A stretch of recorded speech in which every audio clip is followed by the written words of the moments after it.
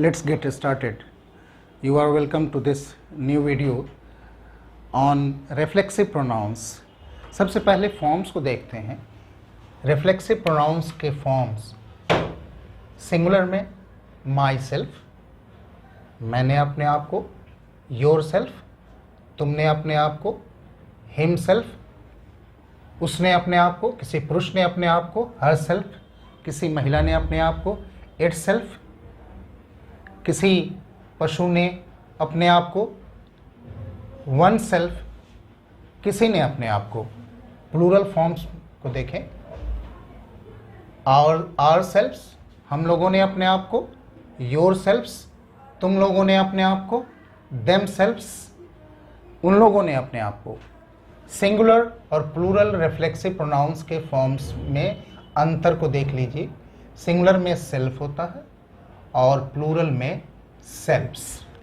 Anyway, let us have a look at the use of reflexive pronouns. When the action reverts to the performer, जब किसी कार्य का फल कर्ता ही पे पड़े तो रिफ्लेक्सिव प्रोनाउन का प्रयोग आवश्यक हो जाता है. या दूसरे शब्दों में, जब किसी वाक्य में कर्ता और कर्म एक ही व्यक्ति हो तब हम रिफ्लेक्सिव प्रोनाउन का प्रयोग करते हैं. जैसे रमन हर्ट हिमसेल्फ, रमन ने अपने आप को जख्मी किया. रमन सब्जेक्ट भी है और रमन ऑब्जेक्ट भी है. शी बर्न्ड हरसेल्फ, वह अपने आप को जला ली.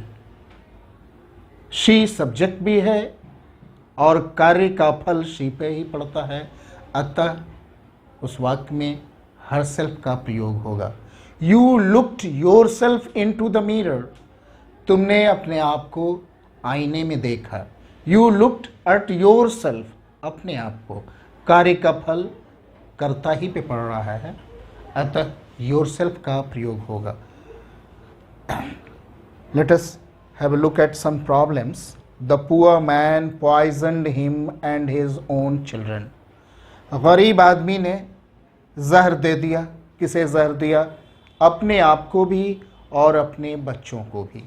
कार्य का फल क्योंकि उस गरीब व्यक्ति पे पड़ रहा है, थर्ड पर्सन सिंगुलर होने के कारण, और हिमसेल्फ का प्रयोग आवश्यक है. The poor man poisoned himself and his own children. Second, you can't change people.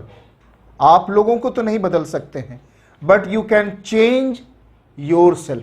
लेकिन आप अपने आप को बदल सकते हैं. यहाँ own के स्थान पर yourself का प्रयोग होगा. You can't change people, but you can change yourself. Now look at another rule. Some verbs are classified as reflexive verbs. कुछ ऐसे verbs हैं जिसे reflexive verbs कहते हैं. उन verbs के बाद reflexive pronouns का प्रयोग आवश्यक है. आइए इनमें से कुछ पर एक दृष्टि डालते हैं. अवेल, लाभ उठाना. प्राइड, गर्व करना. डिस्गाइज, भेष छिपाना.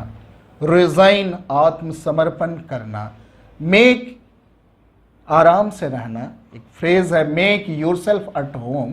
उस वाक्य में मेक का अर्थ है आराम से रहना. एंजॉय, आनंद लेना. एडेप्ट के अनुकूल बनाना.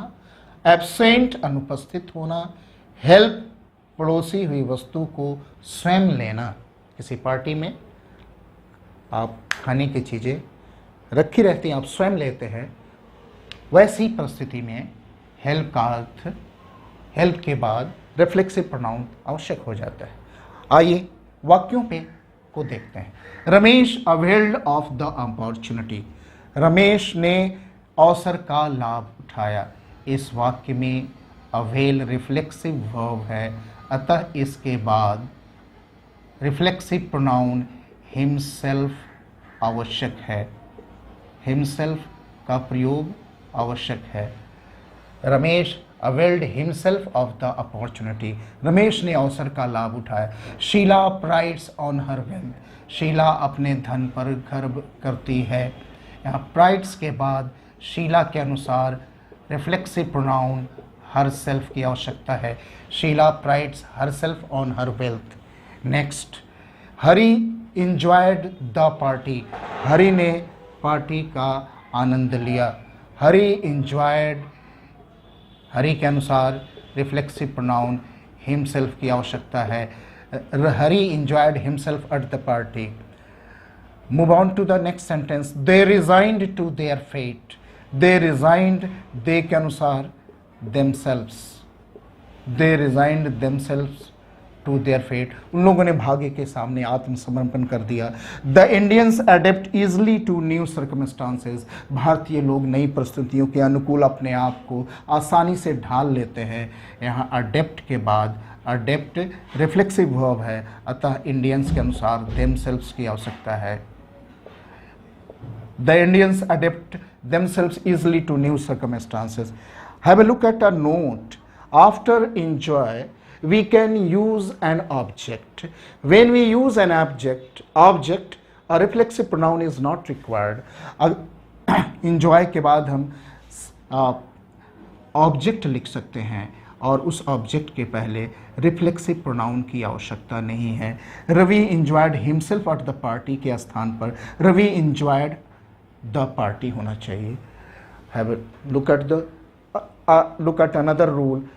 The verbs wash, dress, change, say, shave and bathe, ये 5 verbs के बाद, इन 5 verbs के बाद के साथ सामान्यतः रिफ्लेक्सिव का प्रयोग नहीं होता है। लेकिन अगर वही कार्य मुश्किल हो जाए, जैसे 4 साल के बच्चे के लिए स्नान करना स्वयं कठिन है, कपड़े पहनना स्वयं कठिन है, 99 साल का व्यक्ति जो बहुत बूढ़ा हो गया है उसके लिए दाढ़ी बनाना मुश्किल है, हाथ हिलने लगता है, वैसी परिस्थिति में अगर ये कार्य wash, dress, change, shave and bathe, wash सफाई करना, ड्रेस कपड़ा पहनना, चेंज कपड़ा बदलना, शेव दाढ़ी बनाना और बेद स्नान करना, इन शब्दों के साथ रिफ्लेक्सिव प्रोनाउन आवश्यक हो जाता है अगर ये कार्य मुश्किल हो जाए। हर 4 year old सन कांट बेद, उसका 4 साल का बेटा स्वयं स्नान नहीं कर सकता है। यहाँ बेद के बाद हिमसेल्फ लगाना आवश्यक होगा। His 4 year old son can't bathe himself. Have a look at another word. कुछ ऐसे शब्द हैं जिसके साथ रिफ्लेक्सिव प्रोनाउन का प्रयोग किसी भी परिस्थिति में नहीं किया जा सकता है, जैसे कंसंट्रेट है, अफोर्ड है, रिमेन है, गेटअप है इत्यादि। जैसे अगर आपको कहना है कि वह रूम में ही रहा, he remained in the room, he remained in the room, remained himself in the room, इस वाक्य में हिमसेल्फ की आवश्यकता नहीं है क्योंकि रिमेन के साथ, रेस्ट के साथ, कंसंट्रेट के साथ, रिलैक्स के साथ, गेटअप के साथ हम सामान्यतः रिफ्लेक्सिव प्रोनाउन का प्रयोग नहीं करते हैं। I hope this video would be of some use to you. Thank you very much. See you in the next one. Until then, goodbye.